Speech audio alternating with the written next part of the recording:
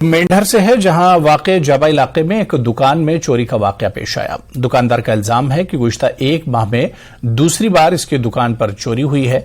जानकारी के मुताबिक चोरों ने रात गए किराने की दुकान के ताले तोड़कर हजारों का सामान लूट लिया। बताया गया है कि सुबह जब दुकानदार दुकान खोलने आया तो देखा कि ताले टूटे हुए थे। ऐसी सूरत हाल में पुलिस ने मौके पर पहुंचकर हालात का जायजा लिया। जनाब सवेरे में थे आया, आगे ताले टूटे से एक ताले ने 8-8 पीस होने से फिर इतने गया थाने जनाब।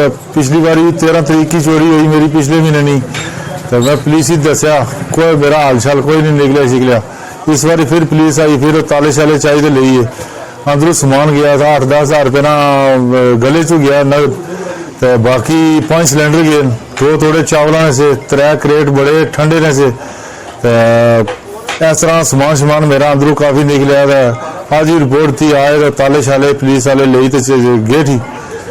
चिप्स कुरकुरे बेचने हैं जनाब वास्ते, कितना इतने कमाई हो सकनी है। अस रिक्वेस्ट कर रहे हैं जी असंदार को तको सुनो, असने बारे को सोचो जी। कोई जिस आने आज चलो आया है, तो आज भी तको ताले नहीं किए लाते हैं, मेरा सामान सारा अंदरों गया। तो मैं लोन कटाया ना जनाब, मेरे डेरे ना बोटी ना लोन है, लोन पर दुकान में कर रहा मैं थे।